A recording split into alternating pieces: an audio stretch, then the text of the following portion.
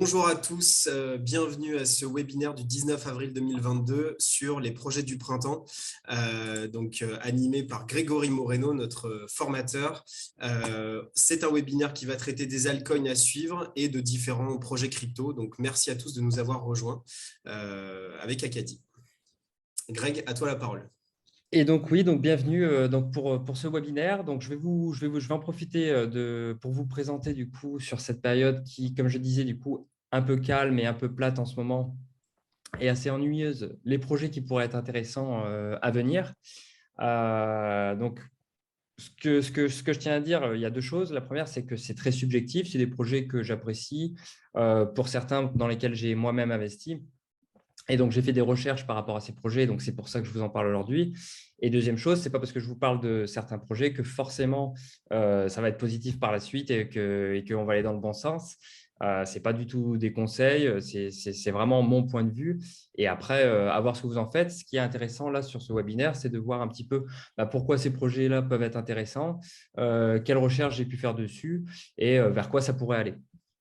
Donc, au niveau de la présentation du live de ce soir, c'est en différentes parties. Donc, on va faire juste rapidement un contexte du marché parce que, voilà, pour voir où on en est aujourd'hui et du coup, est-ce que ça reste encore aujourd'hui ou pas intéressant de rentrer sur des projets? Qu'est-ce qui pourrait se passer par la suite? Donc, que faire dans la fameuse partie 2? Et ensuite, on verra les projets qui sont indémodables et les projets tendances, donc en deux parties avec des niveaux de risque différents selon les projets. Donc, c'est ce qu'on verra. Donc, j'essaierai de vous indiquer aussi au niveau du risque ce que ça peut donner et donc la quantité aussi de votre portefeuille si vous voulez investir qu'il faut mettre dedans. Et avec le temps qui nous reste à la fin, les dernières 10-15 minutes, pourquoi pas faire une foire aux questions, une conclusion, de pouvoir échanger si vous avez des questions. Si vous aussi, d'ailleurs, vous avez des projets que vous voulez mettre en avant, tout ça, voilà, ça sera l'occasion. Hop. Donc, déjà, au niveau du contexte du marché, ce qu'on a vu, c'est que là, dernièrement, on a eu un retour du range, donc hier, avec une rechute aux alentours du Bitcoin, aux alentours des 38 000, 38 600, donc qui a fait un peu peur à tout le monde, pour ensuite, en fin de journée et dans la nuit, remonter et en fait revenir exactement au même point qu'il était dans la matinée. Donc, en fait, c'était vraiment une journée pour un peu épurer le marché. Donc, ça, c'est la première chose. On va le voir un peu plus en détail derrière. Deuxième chose qui est importante à prendre en compte, c'était hier, on est à 2 ans pile du prochain halving et du coup à 2 ans pile du dernier. Donc, on est vraiment entre les deux dernières halvings du Bitcoin. Je ne sais pas si c'est si au niveau du terme halving day et si tout le monde est OK par rapport à ça, et bon, ça va. Si vous voulez que je le définisse, il n'y a pas de souci et qu'on en discute. Mais voilà, on est tout pile entre les deux. Et la plupart du temps, comme on peut voir par rapport au cycle précédent, le Bitcoin, quand il se trouve entre les deux cycles, la plupart du temps, c'était la fin d'un cycle. Et en fait, derrière, on arrivait sur une période d'accumulation pour préparer le prochain cycle avec le prochain halving. Mais là, beaucoup de gens et beaucoup d'analystes estiment qu'on ne serait pas sur la fin d'un cycle, qu'il pourrait y avoir quand même malgré tout une dernière poussée qui devrait avoir lieu cette année. Et si elle n'a pas lieu cette année, elle n'aura probablement pas lieu. Et en gros, on aura un super cycle qui arriverait du coup qu'en 2024-2025. Donc, ça risque d'être 2-3 ans assez long. Mais avec un Bitcoin malgré tout qui, sur la durée, monte toujours avec ce fameux rainbow, cet arc-en-ciel. Et donc, on aurait une période plate où on resterait dans cette zone verte, bleue, avec un Bitcoin qui serait entre finalement 25 000 et 45 000 pendant 3 ans. Donc, ça ne fait pas beaucoup rêver. Et donc, la théorie du super cycle qui pourra avoir lieu rapidement donne beaucoup plus envie. Ensuite, c'est confirmé aussi par rapport au fair value. Alors, je ne sais pas si ça vous parle, le fair value. Mais en gros, la courbe là que vous voyez en vert, c'est la valeur du Bitcoin, c'est-à-dire la valeur réelle du Bitcoin par rapport au minage. Combien ça coûte pour le miner, le matériel, le nombre de personnes qui le font, les investissements qui ont été faits, et donc le coût réel d'un Bitcoin. Et à côté, on a du coup la valeur du Bitcoin. Donc là, on peut le voir depuis 2016, et on voit la valeur réelle du Bitcoin. Et ce qu'on voit en fait, c'est que c'est très rare que la valeur du Bitcoin passe en dessous de la fair value, de la valeur réelle du Bitcoin. Et on voit aussi, deuxième chose, que la valeur réelle du Bitcoin ne fait que monter. Elle est restée pendant très longtemps aux alentours de 10 000, là, sur 2019, 2020, 2021. On était à entre 8 et 10 000 dollars pour le Bitcoin. Puis après, en fait, ça s'est complètement décorrélé fin d'année 2020, début 2021, où le Bitcoin est monté à 60 000, puis 70 000. Et puis là, en fait, depuis à peu près 4 mois, donc là depuis 4 décembre. On est en train de revenir vers cette fair value. Et donc, la probabilité, c'est qu'il se passe un petit peu comme il s'est passé, là, on le voit en 2020, de manière beaucoup plus petite, mais un rebond sur cette fair value qui, par contre, aujourd'hui est aux alentours, du coup, comme on peut le voir ici, de 32 33 000 dollars. Et les 32 33 000 dollars, en plus de ça, ça correspond à la fameuse zone de support, la grosse zone de support qu'on connaît, voilà, des 28-33 en étant très large, 1000 dollars. Donc, c'est une confirmation de plus, comme quoi, pourquoi pas, on pourrait retenter cette petite tirette et aller chercher les 33 000, 32 000 dollars pour ensuite rebondir et faire comme il s'est passé suite à mars 2020. Ou alors, on va partir, on ne va pas aller chercher jusque-là et puis on va repartir à la hausse. Mais il y a très peu de chances, du coup, maintenant qu'on puisse retourner sous les 33 000. C'est très rarement arrivé, quoi. Cependant, le marché est quand même pessimiste. On peut le voir là avec ce qu'on appelle le ZOO. Le ZOO, c'est un indice de confiance, donc c'est un indice qui est allemand, l'indice de confiance des institutionnels. Et donc, les institutionnels, ce qu'on peut voir, c'est qu'actuellement, ils n'ont pas du tout confiance au marché. Alors là, c'est le marché en général, donc traditionnel et crypto mélangés. Et on n'a pas eu un indice aussi négatif depuis mars 2020, Covid. Et donc derrière, en fait, il y a eu un rebond, on le voit, hein, derrière ce qui s'est passé, c'est qu'on a eu les fameux de l'année 2020-2021 où il y a eu le fameux rebond et le marché qui a fortement monté parce qu'on avait touché un bottom et que derrière, ça rebondit. Est-ce qu'on va avoir la même chose qui s'est passée? Pourquoi pas? Mais ce qu'on peut voir, c'est que la plupart du temps, dans le passé, là, comme on peut le voir aussi en 2016, derrière, quand on a touché un point bas, derrière, ça remonte. Au niveau du Bitcoin, hop, là, c'est pareil, du coup, sur 2021-2022.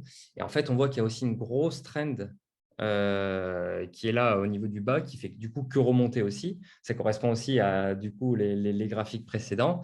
Et en fait, on a déjà rebondi 4 fois sur cette trend. Donc, hier, c'était du coup la 4e fois. Et donc, ça tient, ça tient, ça tient. Et donc, ce qu'on voit, c'est qu'en fait, il y a un mur d'acheteurs. Dès que le prix du Bitcoin arrive dans cette zone-là, il y a des acheteurs qui achètent et du coup, des acheteurs qui achètent au fur et à mesure que le temps passe de plus en plus cher le Bitcoin. Et donc, pareil, la plupart du temps, quand il y a ce genre de choses-là qui arrivent, derrière, on a un rebond fort qui se fait parce que au bout d'un moment, il n'y a plus de vendeurs et puis les acheteurs reprennent le dessus. Et donc, voilà, les théories qui pourraient être possibles, c'est là, pareil, en prenant le cycle. Donc là, on part depuis 2018. Et ben en fait, ce qui s'est passé en 2020, 2021, enfin, toute l'année 2021 et là, début d'année 2022, en fait, on serait juste finalement dans une zone de range ici, comme ça, où finalement, c'est une grosse zone de consolidation pour aller chercher des points plus hauts et d'aller chercher les fameux 100 000 et pourquoi pas plus derrière. Donc après, tout ça, pareil, c'est des théories. Ce n'est pas parce qu'il y a ça que ça va forcément se produire. Et si j'avais voulu chercher des graphiques inverses qui disent le contraire, j'aurais pu très bien les trouver aussi. C'est parce que, de mon point de vue, je pense qu'on est quand même plutôt sur ce genre de zone-là. On a le RSI aussi qui le prouve aussi. Il n'a plus qu'à être cassé. Et là, au niveau du RSI, on est très bas. Ça traîne, mais je suis plutôt d'avis que ça se passe comme ça. Après, ce qui va retenir le marché de partir, c'est tout le contexte macroéconomique, la guerre, les taux d'intérêt qui sont élevés et toutes les choses qui peuvent se passer aujourd'hui dans le monde. Donc, que faire? Alors, il y a plusieurs solutions. Tout va dépendre déjà de votre niveau de risque. Si vous avez un niveau de risque très élevé, c'est sûr que, selon moi, c'est une période où c'est intéressant d'investir dans les cryptos. C'est une période où c'est intéressant d'accumuler. Alors, pourquoi pas ne pas faire all-in, mais d'accumuler la crypto-monnaie parce qu'on est sur des prix intéressants. On peut prendre n'importe quelle crypto-monnaie, on va le voir par la suite, mais aujourd'hui, on est sur des prix qui sont beaucoup plus bas que le top qu'il y avait en novembre. Et donc d'en accumuler, parce qu'on ne sait pas quand ça va repartir et si ça ne va pas partir plus bas, parce que ça pourrait du coup, comme je disais, faire une petite tirette vers les 33 000 et du coup emporter tout le marché avec lui avant de rebondir fortement, de réinvestir de manière régulière sur différents cryptos et en ayant du coup une vision aussi, en se disant, voilà, moi j'ai tant à investir et je compte répartir de telle manière. Ou alors par rapport à son portefeuille qu'on possède déjà, en se disant, moi j'ai ce portefeuille-là qui me plaît bien, je vais juste consolider mes positions et en acheter encore plus pour préparer justement cette poussée qu'il pourrait avoir. Et là, je parle qu'à court terme, parce qu'à moyen et long terme, comme je disais juste avant, le halving, il a lieu dans 2 ans. Si on a cette vision de 2 à 3 ans, 2024-2025, là, il y a zéro souci à avoir. Investir, investir, investir, parce qu'on sait très bien que le prochain cycle, ça sera pour dépasser largement les 100 000 dollars sur le Bitcoin et tout le marché qui suivra derrière. à moins de cataclysmes économiques et de choses qu'on n'a pas prévues ou quoi que ce soit. Mais dans la logique des choses et par rapport à ce qui se passe depuis 13 ans, c'est censé se passer comme ça.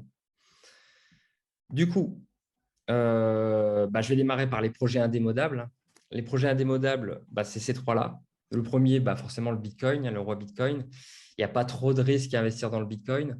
On voit qu'il y a un effet domino un petit peu partout dans le monde au niveau des gouvernements, que les institutionnels s'y mettent. Là, on a vu dernièrement Elon Musk qui veut racheter Twitter pour créer des fermes de minage tout en renouvelable, parce qu'on sait que l'argument numéro un, enfin des anti-Bitcoin, c'est l'écologie.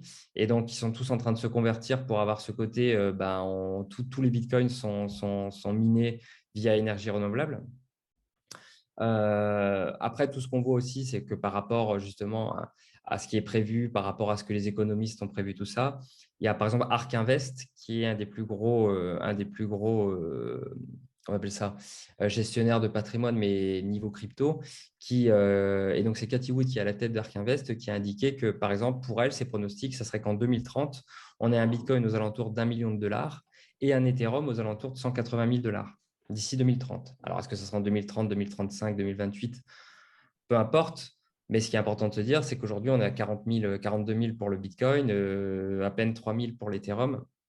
Même si on n'atteint pas ces objectifs, il y a beaucoup de chances qu'on soit quand même sur un x2, x5, x10 sur Bitcoin et sur Ethereum par rapport à tout ce qui est prévu. Ça, c'est pour Bitcoin. Pour Ethereum, il y a la mise à jour qui est prévue, qui s'appelle The Merge, qui devait être prévue à la base en juin, qui a déjà été repoussée l'année dernière, qui a été repoussée en juin, qui a été maintenant repoussée en fin d'année. Pourquoi il la repousse? Parce que forcément, Ethereum, tout le monde l'utilise. C'est 80% des transactions du réseau aujourd'hui. Et en fait, ils ont une mise à jour, mais ils ne peuvent pas stopper le réseau. C'est comme si Internet devait se mettre à jour. Et pendant 3 jours, on devait couper tout l'Internet du monde pour pouvoir faire une mise à jour. Ils ne peuvent pas se permettre ça. Donc, ils vont devoir faire une mise à jour tout en laissant tout activé. Et donc, le faire l'un dans l'autre, c'est hyper compliqué. Et ils savent très bien qu'ils n'ont pas le droit à l'erreur parce que derrière, il y a toutes les autres cryptos qu'on connaît aujourd'hui, les Solana, les Avalanche, les EGLD, etc., qui attendent que ça, qu'Ethereum fasse le faux pas et qu'il y ait un gros bug, que la confiance au niveau de l'Ethereum se perde pour que les autres puissent réussir. Donc, Ethereum le sait très bien et ne veut pas se rater par rapport à ça. Par contre, du coup, le fait que Ethereum ait été repoussé, ça peut être aussi une bonne occasion pour faire du DCA sur Ethereum en se disant, je sais très bien qu'il y a une grosse mise à jour qui va arriver, que les gens vont courir après le prix 1 mois, 2 mois, 3 mois avant que cette mise à jour arrive. Et derrière, les institutionnels, une fois que la mise à jour sera arrivée, qu'elle sera fonctionnelle, vont vouloir aussi rentrer dedans parce qu'ils voient qu'Ethereum est quand même beaucoup plus efficace que Bitcoin pour gérer tous les smart contracts et compagnie, et que tous les développements, les projets se font autour d'Ethereum. Et du coup, le prix risque d'exploser, il y aura un FOMO. Donc, pourquoi pas anticiper ça en sachant que c'est dans 6 mois, allez, 6 à 12 mois, et te dire, je fais du DCA sur Ethereum. Tous les mois, j'achète 20, 30, 50 euros d'Ethereum. Je le place. Aujourd'hui, en plus, on peut le placer assez facilement entre 5 et 6% sur différentes plateformes. Je l'ai et puis je le garderai parce que ce qui va se passer derrière, c'est qu'avec la mise à jour d'Ethereum, il sera déflationniste. C'est-à-dire que pour chaque transaction, il y en aura de moins en moins en circulation. Et donc, en fait, le halving day du Bitcoin qui a lieu tous les 4 ans, il aura lieu tous les jours à moindre mesure sur Ethereum. Et plus il y aura du monde qui l'utilisera, moins il y en aura en circulation. Et donc, le halving va se faire de manière naturelle. Il y en aura de moins en moins. Et donc, sa valeur risque de monter de manière naturelle jusque 2030. Et donc, c'est pour ça que Cathy Wood qui dit Bitcoin à 1 million, c'est un x20, mais Ethereum à 180 000, c'est un x50, x60 qui est possible sur Ethereum. Donc, on risque d'avoir une surperformance d'Ethereum et pourquoi pas un flippening, c'est-à-dire que l'Ethereum deviendrait à terme la première crypto-monnaie du marché. On estime que ça pourrait arriver en 2023 ou 2024, au rythme où ça va, à la progression où ça va. Et enfin, tout ce qui est stablecoin, donc là, j'ai mis l'USDC, mais c'est aussi toutes les autres stablecoins qui existent aujourd'hui. L'UST, là, en tête, qui est en train de bien monter aussi. De posséder des stablecoins, c'est toujours bien. Parce que comme je disais juste avant, moi, je suis assez optimiste par rapport à ce qui va se passer derrière. Sur le moyen long terme, je suis assez optimiste aussi. Par contre, on n'est pas à l'abri qu'il y ait un -20, -30, -50% à court terme qui arrive et qui dure peut-être que 2 semaines, mais qui arrive. Et du coup, posséder de la liquidité, peut-être 5 ou 10% de son portefeuille, c'est toujours intéressant parce que du coup, ça pourra être l'occasion de profiter d'opportunités qui auront peut-être lieu qu'une fois tous les ans ou une fois tous les 2 ans. d'acheter, pourquoi pas, un Ethereum à 1 800 $, un Bitcoin à 25 000 $ ou d'autres crypto-monnaies comme ça, ou du Polkadot à 8 $ ou des choses comme ça, bah, c'est l'occasion, quoi.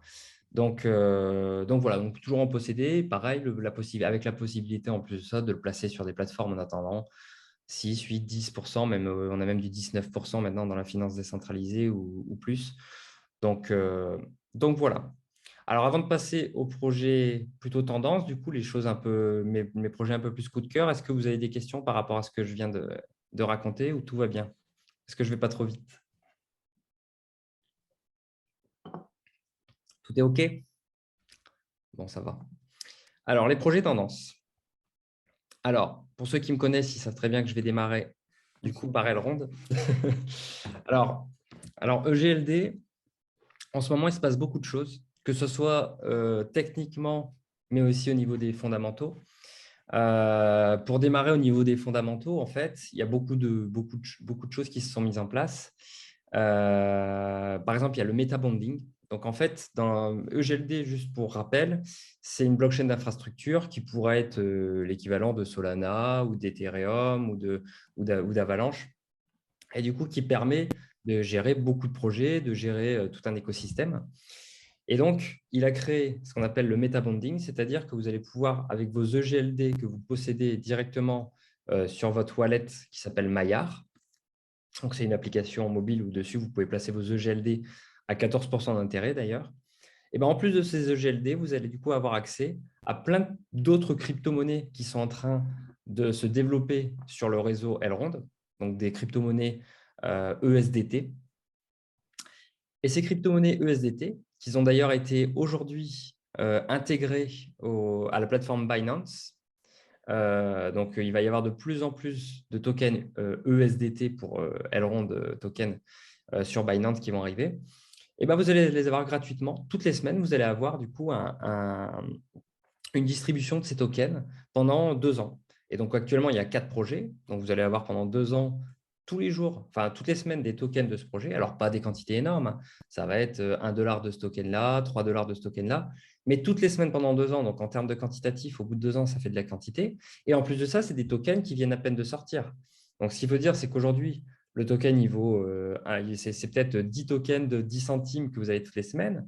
Mais peut-être que dans 2 ans, ces tokens-là vaudront 10 $ et en fait, vous aurez toutes les semaines 10 tokens qui valent 10 $ par semaine, plus tout ce que vous avez cumulé auparavant. Et de toute manière, c'est gratuit. Donc, ça vous permet de diversifier votre portefeuille sur vraiment des projets qui peuvent être des pépites ou pas, hein, mais qui peuvent l'être, et de se dire, bon, ben voilà, je me constitue un portefeuille de cette manière. Donc, forcément, ça attire du monde dans l'écosystème. Et donc, bah, ça attire le GLD parce que pour pouvoir avoir accès à ça, il faut de le GLD sur son portefeuille.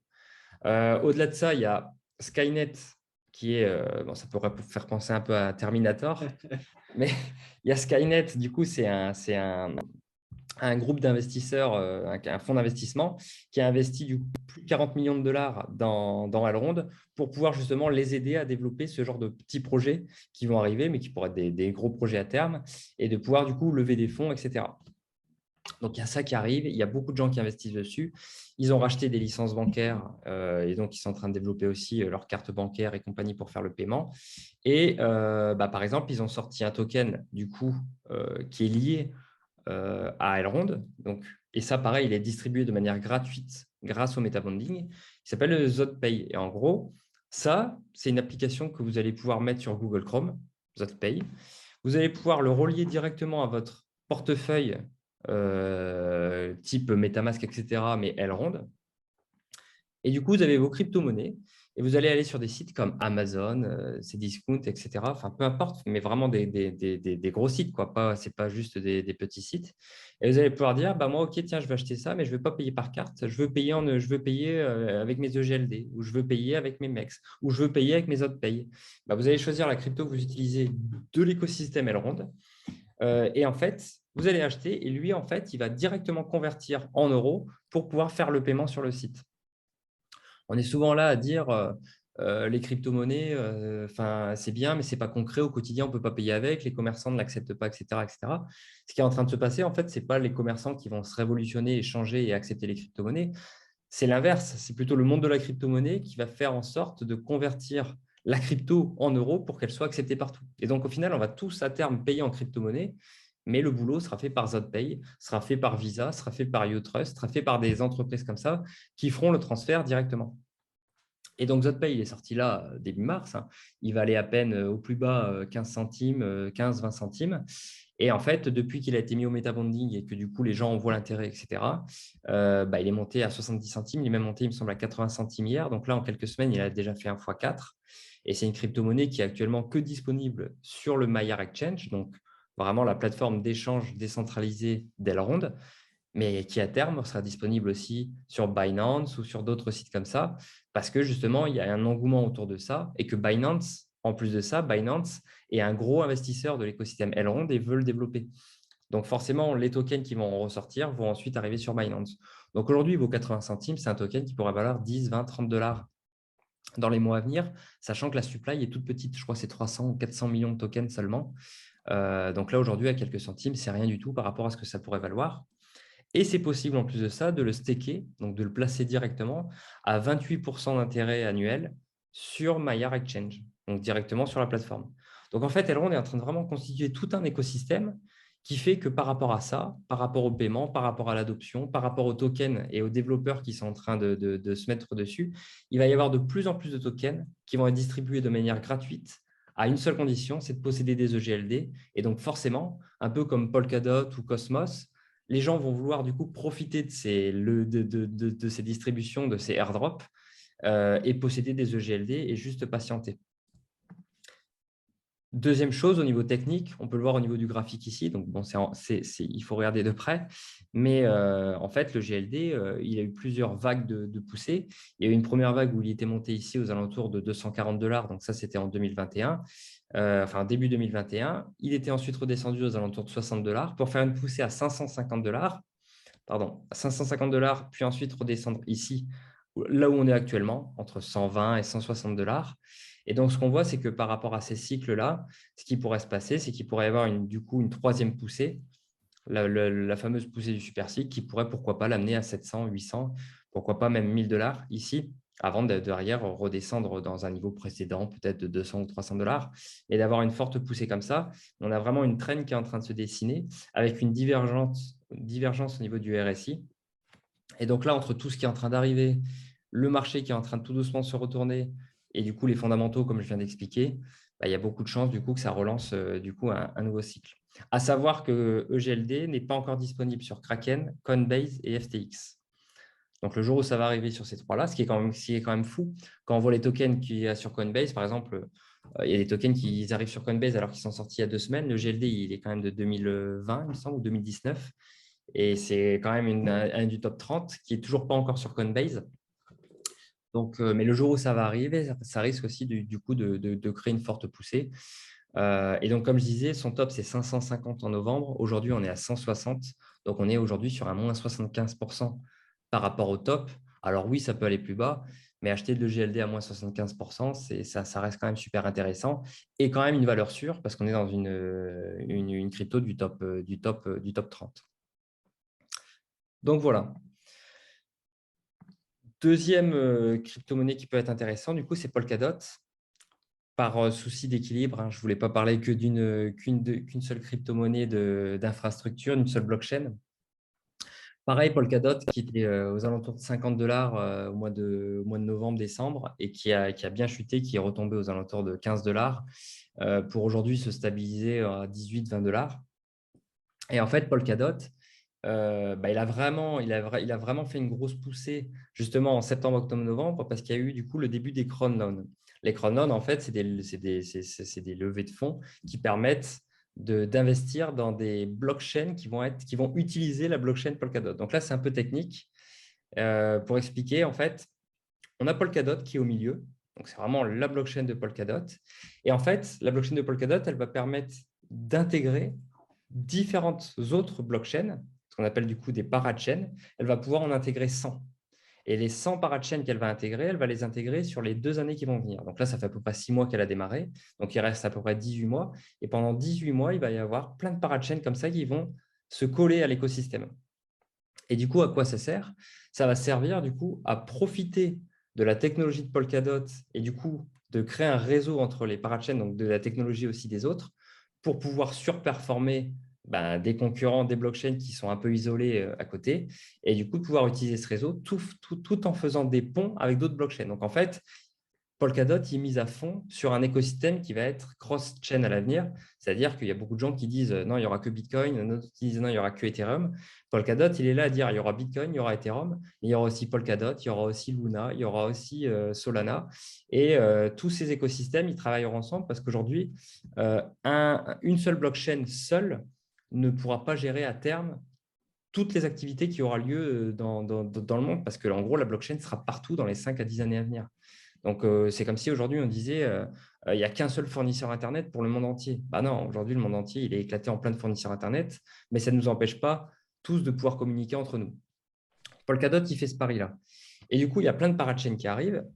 Et en fait, quand ça a démarré, c'était monté très fort parce qu'on était passé de 10 $ à 50 $. Donc, Polkadot a fait x5 quand il a vraiment démarré à faire du coup cette ouverture pour que les gens puissent participer pour investir dans ces parachains qui se greffent.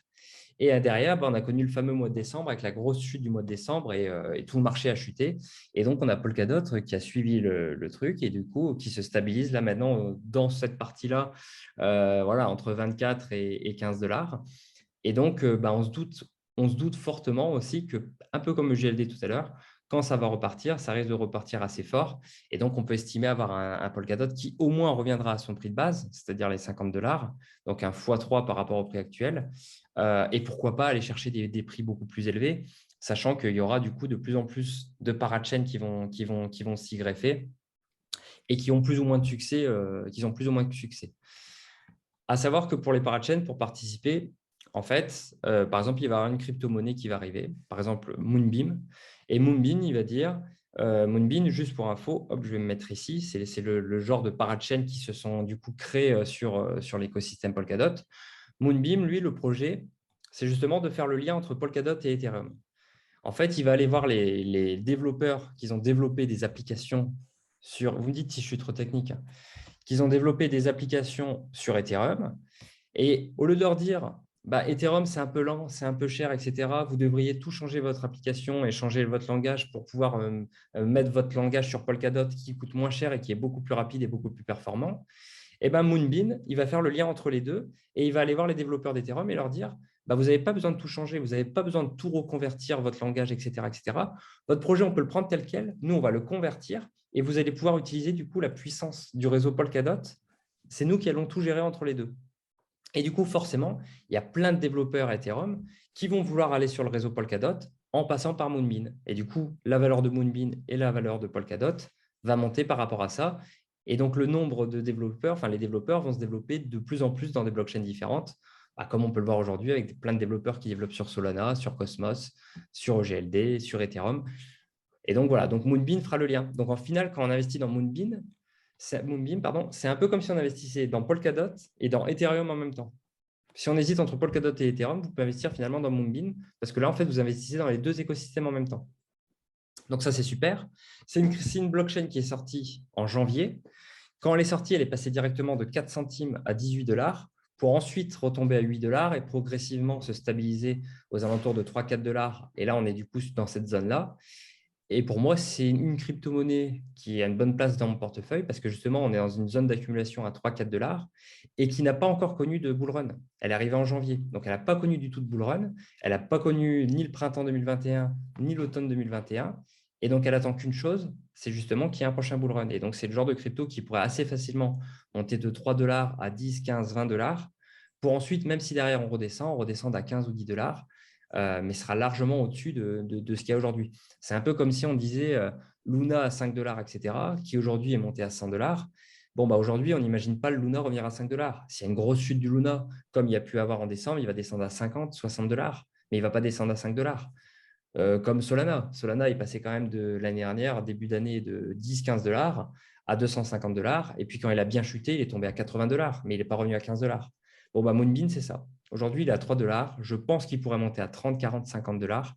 Et si derrière, il rechute, il pourrait rechuter à 15, 20 $ du coup. Pareil, ça, c'est l'estimation que j'ai faite en regardant la supply, en comparant à d'autres blockchains, etc. etc. Ce n'est pas parce que je dis qu'il va faire ça et qu'il derrière il pourrait retomber là, qu'il ne va pas aller plus haut ou qu'il ne va pas retomber plus bas.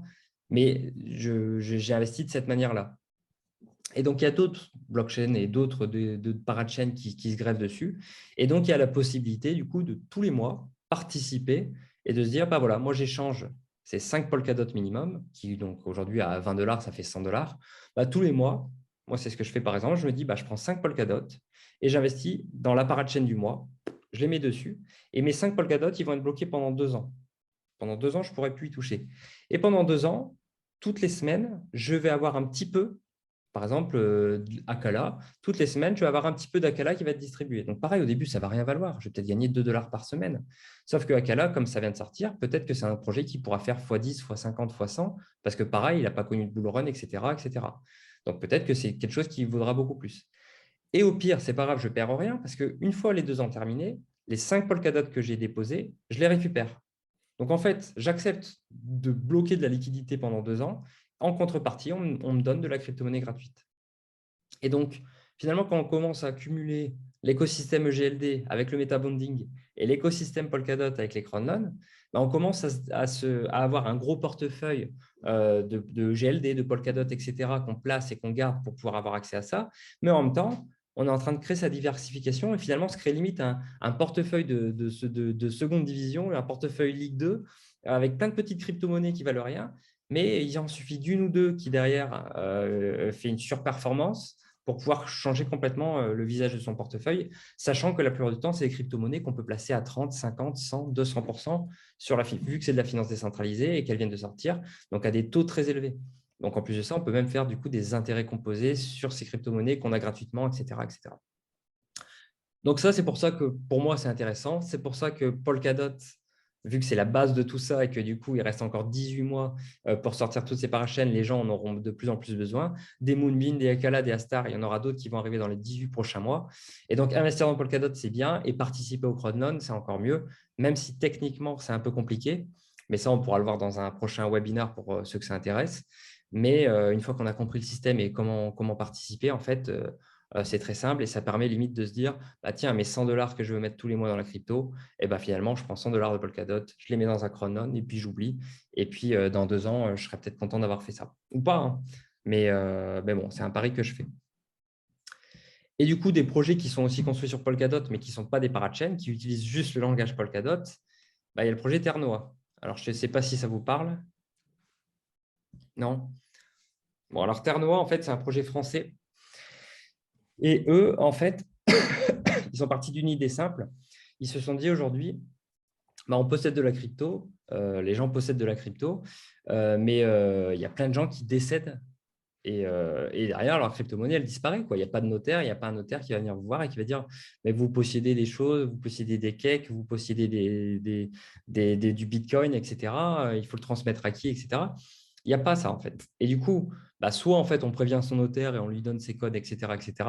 Mais du coup, en fait, on veut investir dans un système qui est complètement décentralisé et qui est dans la blockchain. Mais du coup, on passe par un système ultra centralisé par les notaires parce qu'il n'y a pas de solution dans la blockchain. Donc, c'était un peu finalement contradictoire.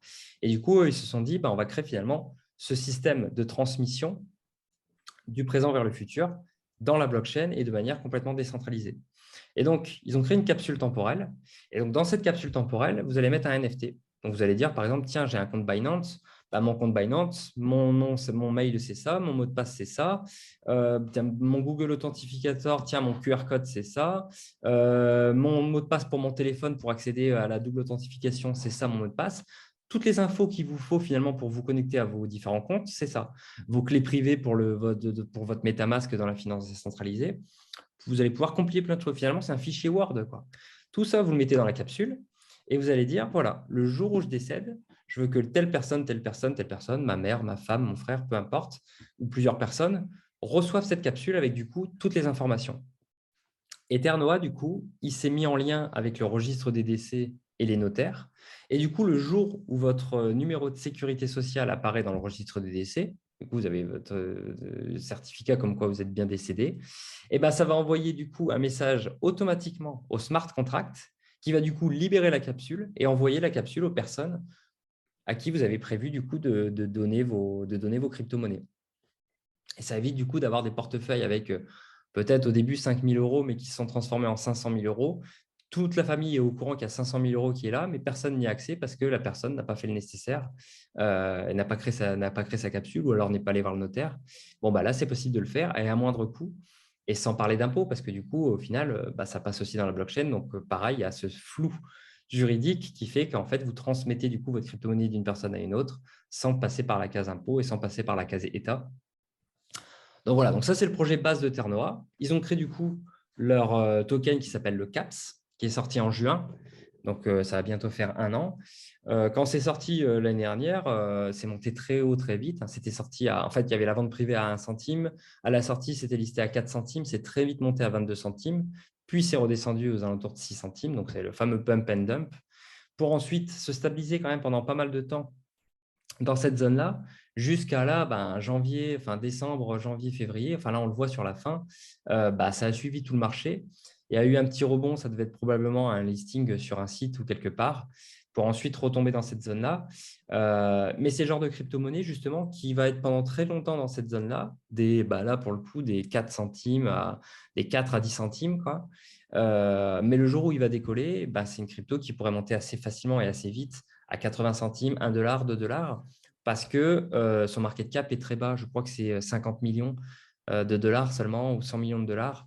Donc aujourd'hui, il suffit qu'il y ait pas mal d'investisseurs qui aillent dessus ou qu'il y ait un partenariat qui soit annoncé, un gros partenariat qui soit annoncé. On pourrait par exemple avoir demain un Binance ou un crypto.com qui dit, voilà, maintenant, vos données, on va créer une capsule automatique via le système Ternoa qui sera transmise du coup aux personnes que vous aurez indiquées. Et donc, crypto.com, Binance feront finalement le lien et utiliseront ce système-là de manière centralisée, mais en utilisant une solution de finance décentralisée.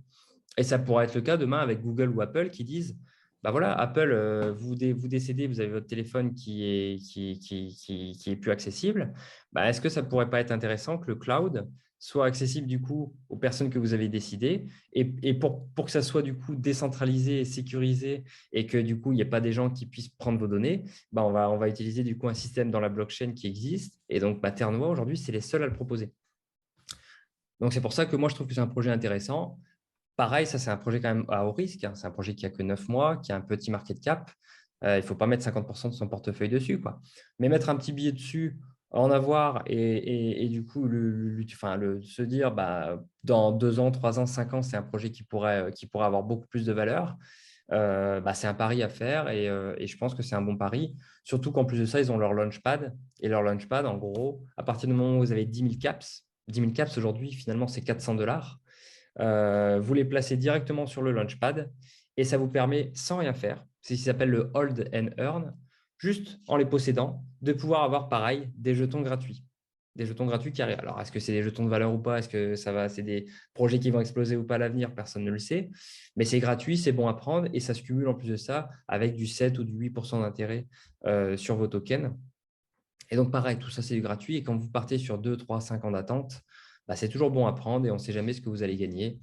Et puis voilà. Hop, je vérifie l'heure. Ouais, il nous reste un petit peu de temps. Grégory, en termes de sécurité, une capsule, ça se traduit par quoi en termes de sécurité? En fait, c'est un NFT. Donc, en fait, le NFT, il va être dans un smart contract. Et du coup, il n'y a personne, à part toi, il n'y a personne qui aura accès à ce smart contract. C'est comme aujourd'hui, si tu disais, je mets mon Bitcoin dans ma clé Ledger, la sécurité, c'est quoi? C'est les 24 mots de ma Ledger, le mot de passe de ma Ledger, etc. Là, en gros, tu vas le mettre dans ton MetaMask et si tu peux même rajouter une Ledger en plus de ça. Et puis derrière, en fait, la sécurité, c'est qu'il n'y a personne qui a accès à part toi, quoi. Par contre, l'inconvénient de cette sécurité, c'est aussi que du coup, si toi, tu perds tes accès, etc., tu n'as plus accès. Mais normalement, une fois que tu as créé ta capsule et que tu as dit à qui tu voulais l'envoyer, tu n'es plus censé, c'est pas grave si tu oublies, quoi. Mais ils ont prévu d'autres choses, hein. Ils ont même prévu un truc en se disant, imagine, tu as un accident, un AVC, du coup, tu n'es pas décédé. Par contre, tu as tes cryptos qui sont là ou tu es dans le coma. bah, c'est un peu embêtant pour ta famille. Peut-être qu'ils ont besoin de te payer des soins, que toi, tu as 500 000 euros ou 1 million d'euros en crypto parce qu'entre-temps, le marché il a bien monté et eux, ils galèrent à payer l'hôpital parce qu'ils n'ont pas accès. Eh ben, ils ont créé un système de consensus. C'est-à-dire que tu vas pouvoir dire, bah, je veux que ma mère, ma femme et mon frère, ils peuvent demander pour récupérer la capsule, même si je ne suis pas mort. Et du coup, les trois, il faut qu'ils fassent la demande, les trois déjà, donc 3 sur 3. Ils vont faire la demande des trois. Et toi, en fait, parce que c'est lié du coup à ton mail et à ton wallet, tu vas recevoir une notif ou un mail qui va te dire, attention, les trois se sont réunis pour libérer les fonds. Est-ce que vous êtes d'accord ou pas? Bah, si oui, tu peux cliquer sur oui. Si tu cliques sur non, bah, du coup, ça s'annule. Donc là, si tu es conscient, etc., forcément, tu vas cliquer sur non en disant, oula, il y a toute ma famille qui essaie de me voler mes fonds. Donc bon, puis du coup, tu auras d'autres soucis, ça veut dire aussi. Ouais. Mais en plus de ça, du coup, si tu es dans le coma ou si tu es un légume, et ben pendant 30 jours, tu ne réponds pas aux mails. Et au bout de 30 jours, du coup, comme on considère que du coup, tu n'as pas répondu aux mails, l'argent se libère et du coup, il récupère tes fonds. Donc, en fait, là, je donne 2 exemples. Mais en fait, Terno a vraiment pensé à différents trucs. Ils ont même pensé au métaverse avec une maison virtuelle où tu vas pouvoir te constituer une pièce avec des photos, avec des lettres, avec de la musique que tu aimes bien, etc. Et les gens de ta famille, tes descendants, petits-enfants, arrière-petits-enfants, etc., auront accès à cette pièce pour te connaître, en fait, et voir ce que tu leur as laissé et tout ça. Mais ils auront accès qu'à partir du moment où tu seras mort. Et donc, au fur et à mesure du temps, cette maison grossira, il y aura de plus en plus de pièces. Et du coup, les gens pourront se balader d'une pièce à une autre en visitant finalement les souvenirs de leurs ancêtres. Enfin bref, il y a plein de choses. Mais du coup, c'est quand même très sécurisé. Ils utilisent le réseau Polkadot. Et Ils donc, ont leur propre. Les NFT, elles sont inscrites sur la blockchain de Tor. Pas de Tor. de De Polkadot. Terre Noire, pardon. En fait, voilà. Et en plus de ça, voilà. En gros, ils ont leur truc. Voilà. Donc, en fait, c'est ultra complet, quoi. D'accord. Parce que c'est vrai qu'il y Euh, avait un gros problème, c'était d'expliquer tous les investissements, de la façon dont récupérer l'argent. C'est très très complexe, quoi. Moi, ah oui. je sais pas, moi, si je décède, ma femme, elle va rien récupérer aujourd'hui, quoi. Donc, Ouais, parce qu'elle ne saura pas. Alors après, si elle possède les codes, etc., etc., ouais, mais après, idéalement, c'est bien limite de lui mettre des vidéos, un fichier Word avec des vidéos, genre tuto. Bah, tiens, tu vas accéder à mon MetaMask, voilà comment il faut faire. Et du coup, les infos, elle les a à côté, sur la fiche, en disant, bon, finalement, quand on fait étape par étape, c'est pas très compliqué. Et puis après, si elle a quelqu'un de confiance qui s'y connaît un peu plus en crypto, il y a toujours quelqu'un, normalement. Avec le temps, il y aura de plus en plus de gens dans son entourage à qui elle pourrait avoir bien sûr, confiance et dire, OK, bon, bah, j'ai ça, qu'est-ce que j'en fais? Et puis voilà, quoi. très bien. Euh, Merci. Bah de rien. Je vais essayer d'accélérer parce il nous reste peu de temps. Là, il y avait un petit projet, donc c'est Opulus. Opulus, c'est un projet qui est sorti l'année dernière. Pareil, il est sorti en septembre. Et en fait, ça, c'est un projet du coup qui permet en fait d'investir dans des artistes de manière décentralisée. C'est-à-dire que bah, les petits artistes là, qui viennent d'arriver et tout ça et qui veulent se financer, aujourd'hui, ils sont obligés de passer par des maisons de disques. C'est ultra centralisé. Si les maisons de disques, elles les financent, elles les produisent, on entend parler, etc., etc. Maintenant, il y a YouTube, mais très vite de YouTube, ils se font derrière, s'ils se font repérer sur YouTube, ils se font récupérer par des maisons de disques qui vont le développer, tout ça.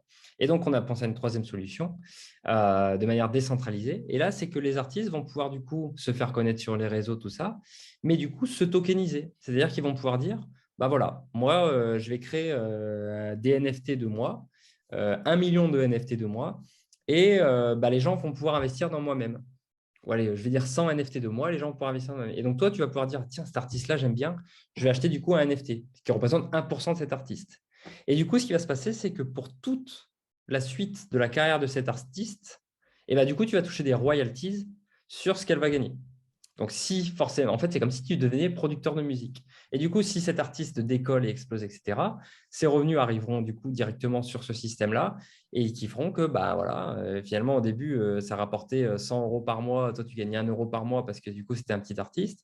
Mais ça y est, c'est devenu Beyoncé et maintenant, c'est 5 millions par mois. Et du coup, toi, tu as 1% de ça. Donc, tu touches 500 000 euros par mois sans rien faire parce que tu as investi sur le bon artiste. En gros, c'est ce système-là qu'ils ont fait. Et je trouve ça intéressant. Donc, au niveau du projet, c'est cool parce que bah, c'est des NFT, donc ça permet aussi de diversifier, mais c'est dans le monde de la musique aussi. Et du coup, c'est pouvoir te dire, bon, voilà, j'ai investi aussi sur ce marché-là, le marché de la musique, qui lui aussi va finalement passer par là. Et en plus de ça, au niveau technique, au niveau du token, quand il est sorti, bon, là, au tout début, c'était en novembre, il est sorti, il est très vite passé de quelques centimes à 1 dollar. Ensuite, il s'est stabilisé à 1 dollar pendant à peu près 3 semaines, un mois, pour ensuite exploser. Il est monté à 7 dollars parce que des gens ont commencé à en parler et ont vu les intérêts de ça. Et en fait, il s'est fait couper l'herbe sous le pied parce qu'en fait, après, c'est le moment où le marché, finalement, il s'est cassé la gueule en décembre. Et derrière, il a subi ça. Et là, en fait, il s'est remis sur un nouveau à plat aux alentours de 50, 60, 70 centimes. Donc, pour moi, on est sur une zone de prix hyper intéressante parce que je pense aussi que du coup, il n'a pas vraiment connu un bull run. En fait, il a connu un bull run cassé en deux et que le jour où ça va repartir, pareil, ça pour moi, c'est un projet plus sur du long terme aussi. Mais pour moi, c'est au moins un x7 pour revenir à l'ATH, donc le prix le plus haut qu'il a touché, qui est possible d'être fait. Et voir, ça peut être aussi une surprise, ça peut être vraiment une crypto qui pourrait être soutenue par différents artistes. D'ailleurs, quand on va sur le site, on voit qu'il y a le rappeur Taiga, je ne sais plus comment on dit. Tiga qui lui aussi du coup a créé des NFT dessus aussi et de plus en plus de gens vont vouloir aller là-dessus ou s'autoproduire dessus et compagnie et donc on pourrait un moment ou un autre forcément il y a un artiste qui va sortir de là qui va dire moi j'ai démarré sur Opulus etc et puis un emballement qui aura lieu et donc c'est forcément mieux d'acheter le token quand il est à 60 centimes ou 70 centimes que de l'acheter le jour où il sera peut-être à 20, 30, 50 dollars et qui sera disponible partout. Donc voilà. En plus de ça, aujourd'hui, je sais qu'il est disponible sur KuCoin et souvent il y a des promos pour le staker et on est aux alentours de 35 ou 40% d'intérêt. Donc, pour un projet long terme, c'est plutôt intéressant. Et ça, pareil, c'est le projet où vous mettez 1%, 2% de son portefeuille. Ce n'est pas le projet où on va mettre 30%, quoi. Mais voilà, j'essaie de montrer du coup des projets un peu diversifiés, un peu comme Morpheus. Je ne sais pas si ça vous parle, Morpheus Network. Morpheus Network, encore un autre thème, c'est dans la logistique. Et eux, ils ont pris, en fait, un bon projet, souvent, c'est un projet qui apporte une solution à un domaine du monde réel qui aujourd'hui a des problématiques. Et en fait, aujourd'hui, la problématique dans le monde de la logistique, la supply chain, c'est les variables. Il peut y avoir beaucoup de variables. Ça peut être des grèves sur le port du Havre, par exemple. Ça peut être des intempéries. Ça peut être le bateau qui s'est mis de côté là, sur le canal de Suez. Ça peut être un Covid. Ça peut être un pays qui ferme ses frontières. Enfin bref, il y a beaucoup, beaucoup de variables. Et eux, ils ont parti d'un principe simple. Ils se sont dit, c'est un peu comme les voitures quand on est sur l'autoroute. On est sur l'autoroute et le GPS, il va vous dire, prends la prochaine sortie parce que dans 20 minutes, il y a un bouchon et tu seras mieux de passer par la nationale et tu rentreras dans l'autoroute dans 50 km. Et toi, tu sors, hop, tu passes tous les bouchons et puis tu as gagné 20 minutes. Et eux, ils ont voulu faire pareil, mais du coup, à l'échelle mondiale et avec du coup tous les transports qui existent, bateaux, avions, camions, trains, et avec toutes les entreprises qui existent et du coup, beaucoup plus de variables qu'un simple bouchon. Et donc, quoi de mieux que la blockchain pour intégrer toutes ces données et du coup, l'intelligence artificielle pour les compiler et du coup, pour pouvoir trouver des solutions pour les personnes qui sont derrière et du coup, leur trouver des chemins plus rapides, quitte à déposer le bateau, vider le bateau et mettre dans un avion parce que sur le canal de Suez, c'est bloqué. Et 1 jour, 2 jours de retard dans la supply chain, on ne s'en rend pas compte, mais c'est des millions d'euros, de dollars. Et du coup, ils ont proposé ça à des institutionnels, donc des entreprises, et ils leur ont dit, voilà, soit vous venez avec nous et du coup, vous partagez vos données, mais en partageant vos données, vous aurez accès à toutes les données des autres, ou alors vous ne rentrez pas dans le système, mais du coup, vous avez accès à rien. Et donc, les entreprises, comme on peut voir ici, UPS, FedEx, DHL, Salesforce, SAP, Microsoft Dynamics, qui ne sont pas des petites entreprises, ont tous dit, nous, on signe, on est OK pour investir dans le projet, avoir des tokens, l'utiliser et partager toutes nos données avec les autres parce que on sera plus forts tous ensemble que si on fait chacun dans notre coin. Et donc, Morpheus Network, il couvre tout ça. Il est vraiment spécialiste dans le domaine. Et le dernier contrat qu'il a signé, ce n'est pas un petit contrat, c'est un contrat avec SpaceX pour gérer la logistique, pour gérer la mission, pour aller sur la Lune en 2024, il me semble. Et donc, Elon Musk a choisi Morpheus. Enfin, autant dire que voilà, c'est des projets qui sont quand même assez solides et avec un tout petit market cap. Donc aujourd'hui, je crois que Morpheus, pareil, c'est moins de 100 millions de dollars. Le token, il vaut 1,20 $. Il valait 5 $ au mois de novembre. Donc pareil, il est à moins 75, moins 80%. Mais il y a 2 ans, et c'est un projet qui date quand même de 2018. Donc, ce n'est pas un petit nouveau qui vient juste d'arriver. Et qui valait 20 centimes, 30 centimes pendant 2 ou 3 ans et qui a très vite monté à 1,50, ensuite à 5 $. Là, on est retombé, c'est 1,50 et pour moi, du coup, c'est une nouvelle bonne zone d'entrée pour en accumuler parce que du coup, il va y avoir le mainnet qui va arriver, le staking qui va arriver. Et en plus de ça, il n'est pas listé sur 50 plateformes, il est listé sur 7 ou 8 plateformes maximum et pas les plus grosses. Et donc, entre les listings qui vont arriver et du coup, les partenariats qui se développent, forcément, l'utilité va se développer. Et donc, on peut le comparer à VeChain un petit peu, Morpheus. Et quand on compare VeChain à Morpheus, du coup, qui est un concurrent dans le même domaine, compte tenu du market cap, on pourra avoir un Morpheus, s'il atteignait le même niveau que VeChain, un Morpheus à $150 par token. Donc, alors, je ne dis pas qu'il va atteindre $150 par token tout de suite maintenant, mais avec un marché qui fait x10, et même s'il prend 10% de part de marché de VeChain, et ben, pourquoi pas, il pourrait le faire dans les années à venir. Voilà, là on le voit le graphique justement. Voilà, depuis 2018 avec les deux explosions. Et là pour moi c'est vraiment un bon point parce que, enfin, on a juste l'impression qu'il attend qu'une chose, c'est de péter une troisième fois, quoi. Donc voilà. Donc ça on peut le trouver sur KuCoin assez facilement ou sinon sur Uniswap. Et donc pareil, c'est un projet du coup qui est Ethereum. Donc il faut mieux aller sur KuCoin que payer les frais Uniswap pour le coup. Écoutez, je vais m'arrêter là parce que sinon, je ne vais pas m'arrêter au niveau des projets. Alors, est-ce que vous avez des questions avant qu'on termine? Est-ce qu'il y a des choses que vous voulez voir? Est-ce qu'il y a des projets, vous avez entendu parler? Peut-être que vous voulez en discuter. Moi, je ne retrouve pas le nom. Je cherchais dans mes photos. Il y a un projet là, un petit peu dans le même style. En fait, c'est une société qui va travailler un petit peu comme Waze et Ouais. Google Maps. C'est-à-dire qu'on va acheter une caméra pour accrocher à son rétroviseur et partout où on va rouler, on va filmer notre environnement, Ouais. envoyer les informations à la boîte et on sera rémunéré dans leur token. Et le but, par rapport aux infos que tu as mis. par rapport à ce que tu as filmé, ça va faire un La Google Maps. data, en fait, ils payent la data, quoi. Exactement. Tu vas faire un Google Maps décentralisé. Dans le futur, ça fera un mélange de Waze, Google Maps et ainsi de suite. Et que tout le monde pourra utiliser et beaucoup plus performant et beaucoup plus à jour parce que tout le monde le met à jour. C'est pas mal. C'est ça. Mais je ne retrouve pas le nom, j'ai cherché, je ne retrouve pas. Et le token, il est déjà sorti? Non, enfin là, c'était la période de lancement. J'essaye de chercher là, mais je ne retrouve pas. Ça peut être pas mal ça. Mais c'est bien divers. Alors, c'est bien divers. Enfin, là, on parle de projets vraiment pour le coup qui sont quand même assez early et tout ça. On ne sait pas est-ce que dans 2 ans, dans 5 ans, ils seront encore là. Mais c'est toujours intéressant de voir. C'est assez fun. Et puis de se dire, c'est sûr qu'on ne fera pas un x1000 sur le Bitcoin. On ne fera plus un x1000 sur le Bitcoin ou sur l'Ethereum. Mais si on veut chercher un gros multiple, forcément, il faut aller sur des projets qui ont beaucoup plus de risques. Et là, les projets que j'ai présentés, oui, pour la plupart, c'est des projets où il y a beaucoup plus de risques du coup, quoi.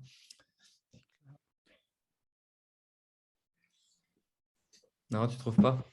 Non, mais non, je ne trouvais pas. Si, mais carrément, de toute façon, ça revient à dire ce qu'on disait tout à l'heure avec Moonbird. Moonbird. Là, je regardais un projet NFT depuis un petit moment.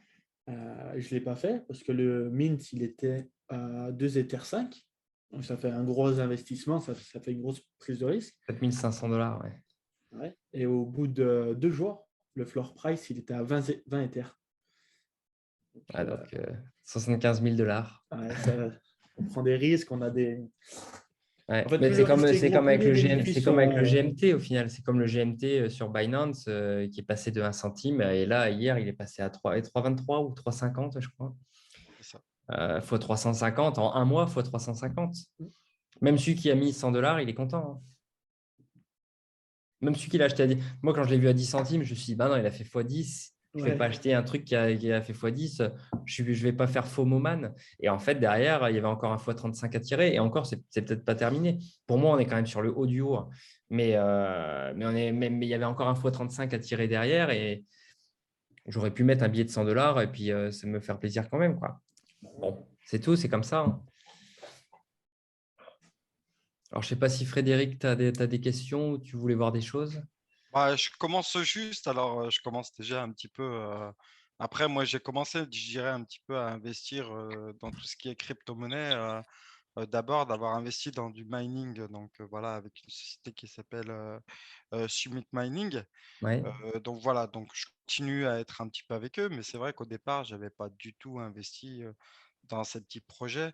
Je m'étais intéressé justement à tout ce qui était minage. Donc c'est vrai que j'avais commencé à investir un petit peu avec eux et j'ai continué à les suivre. Donc ils ont développé d'autres projets, Summit Gravity maintenant. Ouais. Et donc ils veulent continuer. Donc c'est vrai que je les suis un petit peu parce que on va dire que c'est ma première naissance. Donc, Ouais.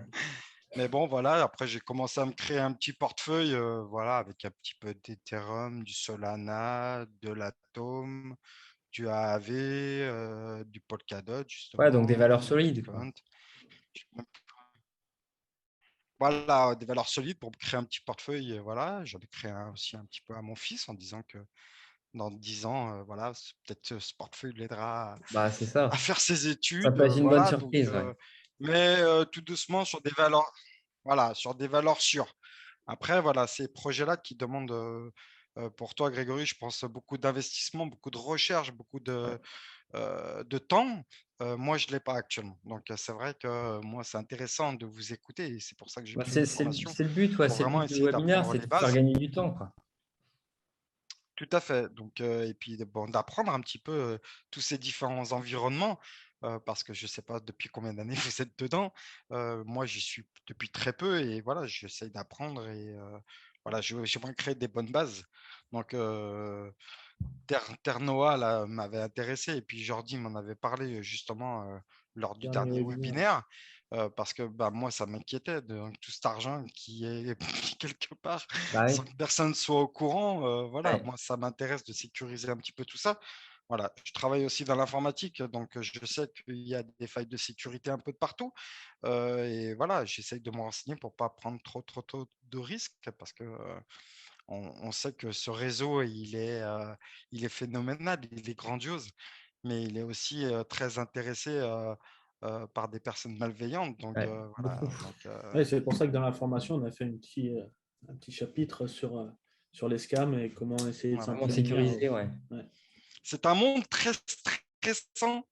Ouais. Donc, Après, la partie il faut pas, mindset aussi m'intéresse. Ouais. Donc, il faut pas se rendre, il faut pas se rendre malade, il faut pas se rendre malade par rapport à ça, quoi. Il faut vraiment se dire que, enfin, quand on regarde à la loupe à la journée, on pourrait se rendre malade en voyant les courbes. Après, quand on regarde des infos, quand on voit les gens qui se font hacker, on pourrait se rendre malade aussi. Mais en fait, quand on prend du recul et qu'on voit que la courbe, finalement, elle fait ça, elle fait que monter. Et au niveau des hacks, tout à à fait. partir du moment où on essaie justement de diversifier son portefeuille en se disant, bah, j'en mets un peu dans la finance décentralisée, un peu dans la finance centralisée, dans différentes plateformes. Et dans la finance décentralisée, idéalement, j'utilise une clé Ledger que je configure dès le début. Exactement. Et puis au moins, tu dors mieux avec une clé Ledger qui te protège, quoi. Ouais, je m'en suis. Bon, voilà, moi, je m'en suis acheté une. Je sais plus où elle est dans les parages. Je sais Ah pas. Je sais plus où elle est. Merde, mes 10 bitcoins, ils Non, sont où là? elle est bien cachée, mais bon, là, ouais, c'est vrai que c'est les Voilà, premiers voilà tutos, la la clé, sécurité. voilà les codes. Voilà les codes, vous pouvez vous servir, Ça me fait plaisir. monseigneur. Donc, mais bon, voilà, et après, bon, Summit Gravity m'avait intéressé, donc qui était donc une deuxième branche de Summit Mining, parce qu'ils investissaient justement dans des projets. Et si je me trouvais, il n'y a pas très longtemps, ils nous avaient présenté Osmose, si je ne me trompe Ouais, pas. Osmosis. Ouais, Osmosis, ouais, tout à fait. Et bon, voilà, c'était intéressant. Et les premiers jours, ben, se sont fait hacker. Donc, ça a été un peu compliqué pour eux, mais bon, voilà, ils ont remonté un petit peu la pente, se sont fait corriger. Ouais, Je pense que le métier rentre, quoi. C'est des jeunes, c'est super intéressant, quoi, de c'est pouvoir ça. se faire, voilà, mettre en 3D, en NFT, etc. Je trouve que c'est fantastique. Et ce monde-là va arriver, quoi qu'il arrive. On a tous raté. Je pense que vous êtes encore jeune, le monde d'Internet. Moi, je suis un La peu bulle plus vieux. Internet, bah, c'est ça, hein. La bulle Internet. Et là, on y va pleinement. Les jeunes, ils sont intéressés par ça, quoi. Après, pour rebondir sur ton argument de ils sont jeunes, je pense qu'il n'y a même pas de question d'être jeune ou jeune projet, hein, ou être un vieux projet. Parce que tu prends par exemple le plus gros piratage qu'il y a eu actuellement, c'est 680 millions, je crois. Et c'est sur Axie Infinity. Ah oui, ouais, tout à fait. 680 millions ou 650, je ne sais plus. Mais bon, ça fait quand même beaucoup Ça de fait quand millions. même beaucoup d'argent, quoi qu'il Ouais. arrive. Et au final, ce n'était pas un problème de blockchain, de code dans les smart contracts, etc., qui n'allait pas. Ils ont hacké les serveurs où il y avait, entre guillemets, hein, c'est des grands guillemets, les nœuds, si je peux dire ça comme ça, de la sidechain Ronin, en fait. Ouais. Ils ont hacké les serveurs pour accéder à Ronin. Alors que si ça Ouais. avait été sur la blockchain Elrond, il n'y aurait pas eu ça, quoi. Ouais, et en fait, le problème, c'est que en fait, c'est comme l'histoire de l'armement. Au début, on se battait avec comment on appelle ça? Des bâtons. Du coup, on a mis un casque sur notre tête. Après, on a inventé les flèches, ça perçait le casque. Après, on a inventé les chars. Après, on a inventé les roquettes qui partent les chars. En fait, c'est un petit peu le jeu du chat et la souris. J'invente quelque chose qui attaque, j'invente quelque chose qui défend, et ainsi de suite, et ça s'arrête jamais. Et on innove. Exactement. C'est vrai que le monde, je dirais, malveillant qui existe dans le monde de l'Internet, on l'a vu évoluer. Au départ, c'était des personnes qui étaient très isolées. Maintenant, c'est des vraies entreprises. Donc, C'est régulé. En fait, la régulation, on en dit beaucoup de mal et ça aura du mal à court terme sur la valorisation du marché, etc., etc. Mais la régularisation, l'avantage, c'est que ça va permettre de bloquer ce genre de choses-là et en tout cas de les ralentir. Il y a toujours aujourd'hui des arnaques sur Internet. Mais aujourd'hui, il y a tout le monde qui a sa carte sur Amazon, sur Spotify. Personne n'a peur de laisser sa carte là-dessus. On a quand même une certaine confiance sur des gros. Et à l'avenir, dans la blockchain, ça sera pareil. Il y a des endroits où on aura très confiance et on n'aura pas de souci à laisser traîner ces crypto-monnaies, comme par exemple sur Ledger. Finalement, on laisse traîner ces crypto-monnaies via Ledger, alors qu'il y a 5 ans, ça n'existait même pas. Mais parce qu'on a confiance, parce qu'on sait qu'en termes de sécurité, ils ont un niveau, ils sont ultra audités, suraudités et qui sont liés à la blockchain. Enfin, donc, en fait, c'est ça qui est en train d'arriver. Les petits mourront, les gros resteront, et puis il va y avoir de toute façon une épuration du marché qui va se faire, quoi. tout à fait, exactement. Des Voilà. questions pour les autres? Pardon? Non, je demandais s'il y avait d'autres questions à Dental et à Bah ouais, Moi, Dental, c'est Seb. ouais, est-ce que tu as des questions? Ouais, non, je me suis connecté à la va-vite et j'avais rendez-vous chez le kiné, je vous ai suivi comme je pouvais. À distance, Mais, en podcast. Ouais, c'est pour ça que j'avais coupé le micro, tout ça, pas de caméra, mais j'ai tout suivi. Non, pas de questions particulières. Après, moi, c'est surtout par où on accède à tout ce que tu nous as appris, Grégory. Alors, ouais. Parce que, c'est bon. J'ai une certaine expérience dans le trading en général. Et les crypto-monnaies, c'est plus récent, comme je te l'avais expliqué. Mais voilà, comme tu m'avais dit, j'étais sur un portefeuille qui était assez ancien. Et aujourd'hui, c'est vrai que ça évolue et je suis vite largué dans l'évolution qu'il peut y avoir dans tout ça. Et notamment pour accéder à chaque crypto-monnaie sur les projets que tu peux présenter. Ouais. Et des fois, c'est un peu flou pour comprendre où se diriger, comment y aller. Bah, en fait, moi, quand il y a, par exemple, les cryptos que j'ai montrés, si on regarde par exemple ici, je vais chercher, en fait, je vais aller sur le site CoinMarketCap, coinmarketcap.com. Je vais mettre rechercher et ici, je vais taper Ternoa. Et là, en fait, je vais voir Ternoa Caps. Donc, je clique dessus. Voilà, tout à l'heure, je disais par rapport au market cap, là, on le voit ici, 23 millions de dollars. Je disais près de 100 millions, c'est 23 millions de dollars. Donc, c'est vraiment tout petit, grosse marge de progression. Et après, j'ai envie de l'acheter. Bah, je descends un peu ici. Et en fait, ici, il y a un petit bouton qui s'appelle Market. Tu as vu ou pas? Non, je viens de retourner l'écran. J'étais sur les… Donc là, je suis sur CoinMarketCap. Donc, j'ai cherché Ternoa. Ici, Ternoa. J'ai cliqué ici. J'arrive sur cette page-là qui me dit du coup que je suis rang 735, le market cap, combien il y a de jetons, le prix. Et du coup, je descends un petit peu. Là, j'ai le graphique. Et juste au-dessus du graphique, il y a le bouton market. Je clique sur market.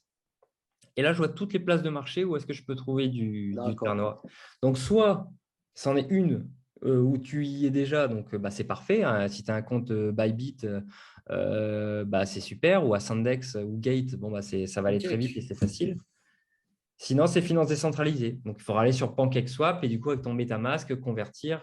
Et donc, la plupart du temps, les toutes petites cryptos, au début, elles sont disponibles que sur Uniswap, PancakeSwap. Puis, au fur et à mesure du temps, elles se font lister. Et là, on peut voir que CAPS, finalement, il est que sur 9 plateformes et pas les plus grosses. Donc, ça peut aussi montrer le potentiel de progression parce qu'un jour ou l'autre, peut-être qu'il sera sur crypto.com, Binance, Coinbase et compagnie. Quoi. Ok. Donc, voilà, donc assez simple. Puis après, tu peux cliquer dessus, tu crées un compte. Et là, on voit la liquidité d'ailleurs, le pourcentage de liquidité. Là, on voit que la majorité des caps, 52%, se trouve sur Ascendex. Donc, bien à voir aussi, ouais. Voilà, ça permet de se dire, bon, il faut mieux aller là où il y a beaucoup de liquidité. Au moins, on est quand même un peu plus sûr du truc. Et aller sur des sites plutôt connus, quoi. Éviter les trucs comme Hotbit ou O et plutôt aller sur du Ascendex, Bybit, qui sont plutôt bien connus et bien réputés, quoi. Oui. Ok. Après, même sur Uniswap, PancakeSwap. Ouais. PancakeSwap et Uniswap, après, voilà, c'est valeur sûre. S'il y a PancakeSwap, évitez Uniswap hein, pour les frais. Parce que du coup, là, c'est Ethereum. Donc, si vous voulez acheter du Terre Noire, si vous voulez acheter $100 de Terre Noire, vous allez peut-être payer $50 de frais pour l'échanger. Alors que sur PancakeSwap, vous allez payer 50 centimes de frais.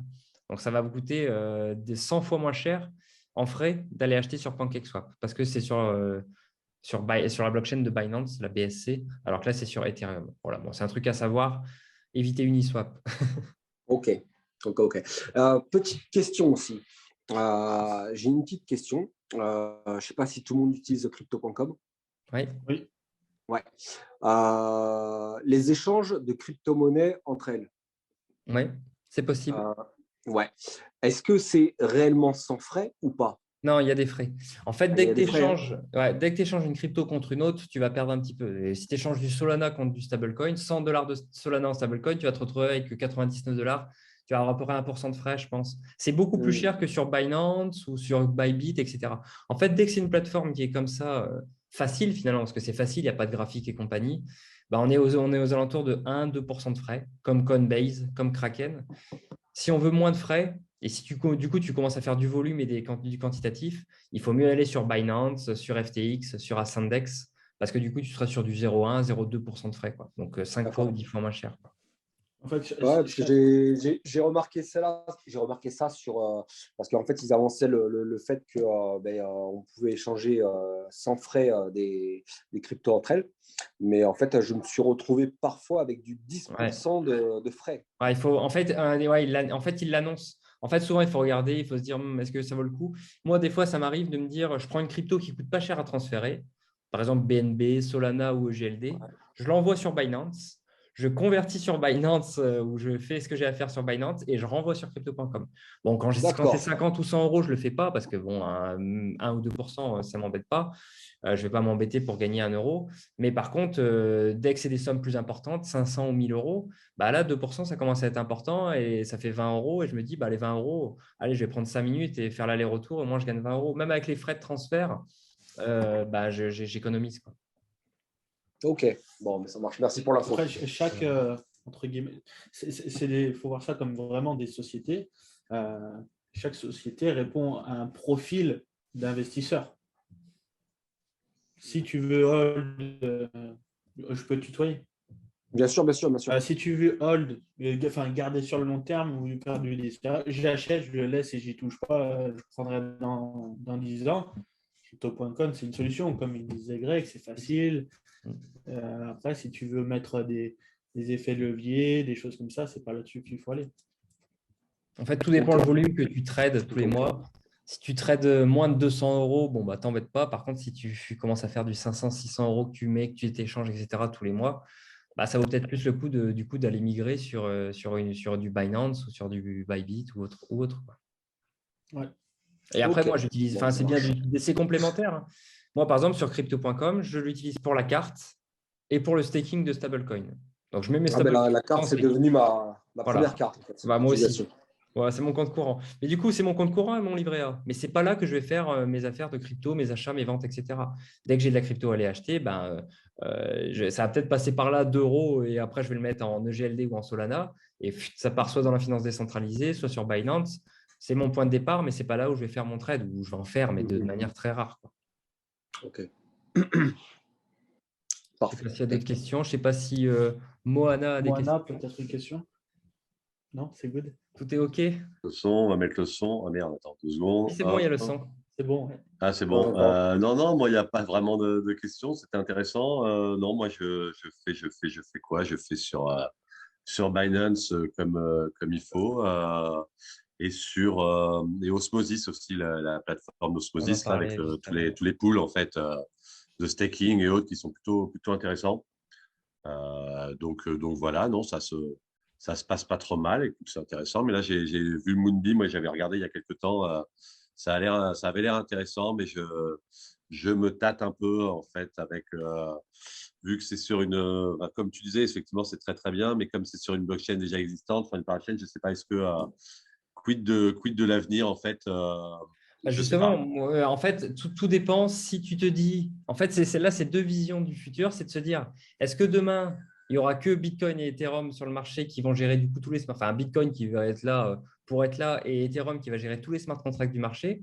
Ou est-ce qu'on va être dans un écosystème où il y aura peut-être Ethereum en leader, mais qu'il y aura aussi du coup les 5-6 gros leaders qu'on connaît aujourd'hui, comme Polkadot, Solana et compagnie?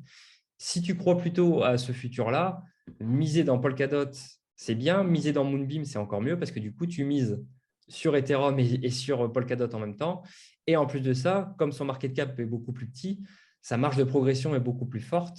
Et voir un Moonbeam qui fait x10, ça me paraît déjà être le minimum qu'il Ouais, pourrait non, c'est faire pas dans… déconnant parce que si tu regardes, bon, alors après, c'est que des prévisions, mais c'est vrai que si on regarde dans les prédictions de éventuellement les cryptos, ce qui peut arriver, il estime d'ici une petite 8 ou dizaine d'années, ce serait pas déconnant que ça arrive à un 50 quoi, ou à 60. C'est ça, parce il va valoir à peu près 1 milliard de dollars. Il est quand même dans le C'est top ça, si 100 le market déjà. cap arrive à ça va être énorme, quoi. Là, il est quasiment en étant sur un marché quand même qui est assez faible. Ouais, c'est ça. Mais quand on regarde sa courbe là, ici, depuis, voilà, il a déjà tenté une petite poussée ici à monter à 6 dollars. Et là, c'était il y a 2 semaines.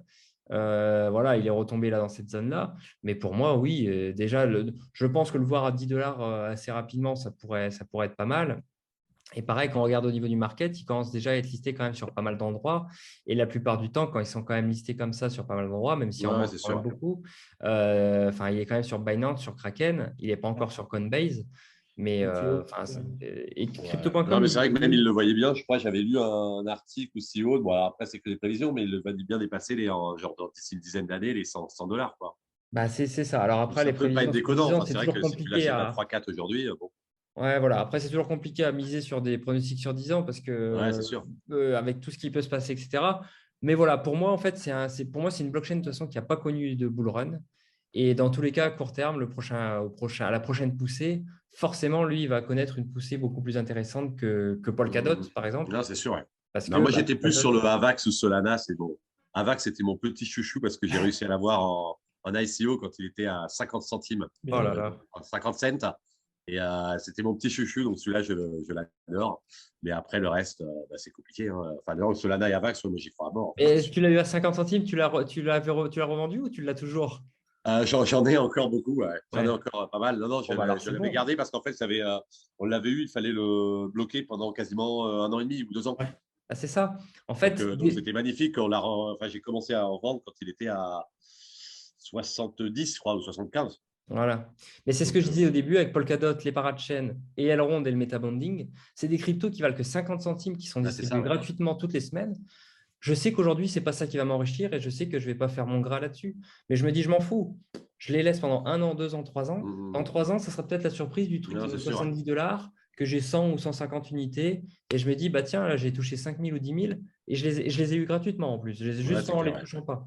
Mhm. Donc, c'est bien de participer à ces trucs-là et que ça soit bloqué, ça force à aller Non, mais c'est sûr, consommer. ouais, mais j'en ai fait pas mal sur ça. J'en ai fait sur aussi Kusama, sur je sais plus quoi, là, il y en a 2, 3 où ils sont bloqués pendant quasiment 1 an et demi C'est ou ça, 2 ans. Polkadot et Kusama, ouais, c'est Ouais, voilà, donc je me dis ouais. dans le temps, de toute façon, ça va forcément arriver, C'est quoi. ça. Et puis en plus, tu ne payes pas parce que tu vas récupérer derrière tes Bah, tokens. c'est Donc, ça, ouais. Mhm. non, voilà, pour moi, c'est des plans à suivre. Ils le font aussi sur Cosmos. C'est des plans à Ouais. suivre et de se dire, voilà, ça me permet de diversifier. De toute façon, c'est du gratuit, donc je ne vais pas cracher dessus. Et puis en attendant, comme il faut posséder des tokens comme Polkadot, comme Avax, comme EGLD, et ben, ça me force à les garder. Et puis tout cumuler, quand on cumule les intérêts, par exemple EGLD, les 14%, plus derrière le metabonding, etc., on se rend compte que finalement, c'est mieux que de posséder d'autres choses qui ne vont pas rapporter grand-chose au quotidien. Ah bah, c'est sûr, hein. Mais même la Donc, plateforme Osmosis, là, franchement, enfin, le Cosmos, là, sur le Cosmos, c'est énorme. Enfin, il y a des 150, 160%, quoi. ouais. Après, il faut faire attention parce que c'est ce qu'il y avait un petit peu au début avec la BSC sur PancakeSwap, qui a encore aujourd'hui d'ailleurs un petit peu des 150-60%. Mais il faut voir avec quoi ils le font. Alors, quand ils le font avec des grosses cryptos, etc., c'est parfait, hein. S'ils font ça avec du Ethereum, Bitcoin ou Non, bien Ethereum, sûr, il faut pas avec Ethereum, mais voilà. t'en as certaines, t'as les DSM, t'as les UMI, voilà, après, c'est Osmo, il y a beaucoup d'Osmo donc, Ouais. qui C'est ça. contrebalance les deux, mais Mais il y en a pas mal, même le Wawa, bon, là, c'est plus le claque, mais il y en a pas mal des petites monnaies un peu pourries, ouais. mais Mais il faut voir, en fait, c'est peuvent. ça. Il faut voir en fait, c'est avec l'impermanent loss. Je ne sais pas si vous avez Bah, un c'est peu ça, vu. ouais. Voilà. Ouais. Il faut faire attention à ça parce que Ah oui, c'est pour non, mais il faut en diversifiant, mais du coup, comme tu as des rewards, tu as pas mal de rewards et autres, tu te dis bah, finalement, le pourcentage, il peut même par compenser. rapport à Mais l'Emperor après, augmente en, quand même. Quoi. en fait, la plupart des gens qui réussissent le mieux, qui font ça, c'est des gens qui restent vraiment sur des courtes durées Oui. sur ce genre de pool de liquidité pour Mmh. justement éviter l'impermanent loss. Ah, Ils vont c'est se dire, ça, moi, ouais. je reste 24, 48 heures. Et à ce taux-là, souvent d'ailleurs, le taux il baisse parce que plus il y a de monde, forcément, plus le taux il baisse. Et ils vont sauter sur le suivant et sauter sur le suivant. Bon, après, il faut avoir du temps aussi pour faire ça et voir C'est si au sûr, niveau des frais, on n'est pas en train finalement de gagner Ouais, ça prend du 50 temps, ouais, euros c'est pour sûr. finalement dépenser 50 euros de frais pour créer de la liquidité, etc. Ouais, c'est etc. clair, Mais ouais. voilà, bon, c'est à suivre, mais à faire attention avec l'impermanent loss. Ouais. C'est sûr, ouais. Je coupe juste un petit instant. Est-ce que tout le monde ici a rejoint le réseau Discord? Oui, moi, c'est bon. Non? Non. Alors ça, Non. si vous pouviez le faire, alors pourquoi? Parce que vous connaissez déjà Discord, ce que c'est? Mmh. Oui, oui, Ouais. oui. En fait, ça nous permettrait d'avoir des échanges un petit peu comme ça entre nous, sans que forcément nous, entre guillemets, Acadie, on soit là. Si vous vous connectez, vous pouvez échanger entre vous. Euh, on fait des publications sur les NFT, sur la DeFi, juridique, etc., pour se tenir au courant de l'actualité. Et en fait, ça permet de créer une communauté apprenante où chacun partage ses infos et vous pouvez échanger entre vous, entre personnes, enfin, on va dire de qualifiés pour échanger autour de ce sujet. Donc, si vous voulez le D'accord. rejoindre, c'est avec grand plaisir. Avec plaisir.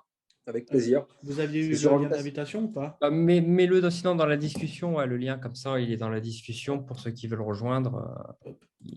Voilà. Et puis du coup, on va s'arrêter là de toute manière. Et Max, il fera c'est quand? C'est la semaine prochaine? Ouais. Alors la semaine prochaine, il y a un autre webinaire. C'est jeudi prochain. Jeudi prochain à 18h. Si ça vous intéresse et si ça intéresse des gens de votre entourage qui sont intéressés par les cryptos, n'hésitez pas à leur en parler ou leur envoyer Et la sur quoi, là, le thème? Et Play to Earn, je vais faire une présentation de God Chain. Donc, God Chain, c'est un Play to Earn. C'est un jeu crypto où on gagne des tokens qu'on pourra changer par la suite, soit en Ether, soit en stablecoin, en ce qu'on veut. Et en fait, l'investissement est gratuit. Il n'y a pas d'investissement, c'est un free-to-play. Et ça va permettre en fait aux personnes qui se lancent là-dedans de se faire une première expérience avec les Play to Earn. Et surtout, ce qui est intéressant là-dedans, c'est de bien comprendre aussi le concept de NFT. Donc, ça me permet, avec God Chain, je vais pouvoir présenter le Play to Earn et faire bien comprendre ce qu'est un NFT. Okay. Voilà. Je vais mettre le lien dans le chat. Ça sera du coup jeudi prochain, 18h, ouais, dans une semaine. Donc voilà. Bon, écoutez, on va mettre le lien sur le chat. Je vous dis tous bonne soirée et à la semaine prochaine. Dis-moi. Petite précision. Ouais. Est-ce que quelqu'un connaît Zilliqa? Oui. Ouais, d'accord. Parce que j'avais mis pas mal dessus et il a fait un sacré bond. Il a pris 300%. Est-ce que tu arrives à l'expliquer? Parce que du coup, j'ai préféré conserver. Mais c'est de l'argent qui est bloqué, non? Non, celui-là, je l'avais pris sur crypto. D'accord. Alors, je connais de loin. Je sais, ouais, il avait fait le bond, c'était en février, là. Il avait fait un gros bond au début mars. Non, là, récemment, il y a une dizaine de jours, il a fait un 300%. Je regardais Zilliqa. Ouais, j'avais vu. Alors, non, parce que je sais pas ce qu'il y a derrière. Je sais qu'il a fait, je sais que c'est une blockchain qui est en train de développer plein de trucs. Je sais qu'il se fait vraiment de plus en plus. par hasard, sans trop me renseigner. Et, Ouais. Je sais parce que ça, j'en avais du Zilliqa, j'en avais eu gratuitement justement quand c'était sorti. Et puis, ce n'est pas un projet auquel je croyais beaucoup. Donc, moi, je l'avais revendu ici, mais vraiment là, hein, genre à 5 centimes. Et puis, ouais, derrière, j'ai vu qu'il avait bien poussé ici. Alors, ce qu'il y a, non, je ne sais pas. Il y a dû avoir une annonce ici, hein, mais comme je ne suis pas le projet, je ne sais pas. Mais c'est sûr qu'il est quand même passé de 4 centimes à 22 centimes. Alors après, quand il redescend comme ça, qu'il se met à plat, c'est bien. En gros, là, s'il y a vraiment un truc de solide derrière et qu'il y a des bons fondamentaux, bah, si tu aimes bien le projet, c'est le bon moment pour revenir. Alors oui, il est à 10 centimes, il est 2 fois plus cher qu'avant, mais il est aussi 2 fois moins cher qu'au top. Bah, c'est un projet qui peut patienter comme ça, mais ça pourrait aussi redescendre un peu plus bas. Donc, pourquoi pas. Mais il faut aller voir. Souvent, c'est sur Twitter qu'on a pas mal les infos ou sur le Telegram. Ouais. Et il faudrait regarder, en fait. Sinon, tu regardes le Twitter et tu regardes ici le 26 mars, là, 25 mars, 26 mars, voir ce qui fait que, sur leur compte Zilliqa, le 25-26 mars, c'est un peu les annonces qu'il y a eu. Et en fait, quand tu remontes comme ça, tout de suite, tu te dis, ah ouais, en fait, ceci explique cela. Et bah, si c'est juste un partenariat, voilà. Après, peut-être que c'est un listing, hein, peut-être. Mais là, je vois qu'il est quand même ici, il est quand même partout, quoi. Ouais. Ouais. Non, c'est vraiment un tout hasard parce que moi, je m'étais vraiment placé dessus sans réelle conviction. Et, Ouais. et c'est vrai que j'étais surpris. Du x4. Ouais, Non, mais Il a fait un pic à 2 h du matin un samedi. Et au réveil, j'ai un peu halluciné, en fait. Ouais. Mais non, mais des fois, il y a des trucs, il y a des bonnes surprises comme ça. Des fois, ça fait plaisir. Et puis, bon, bah, si tu en as. Alors, par contre, quand tu as des gros pics comme ça, bah, il faut quand même prendre des profits, quoi. Là, on voit, il y a des gens qui ont pris des profits. Déjà, le truc, il a fait Oui, x2 ici. oui. Les gens ont pris des profits, c'est redescendu, puis derrière, c'est remonté. Enfin, idéalement, c'est bien de prendre 25% quand tu vois que ça se calme ici.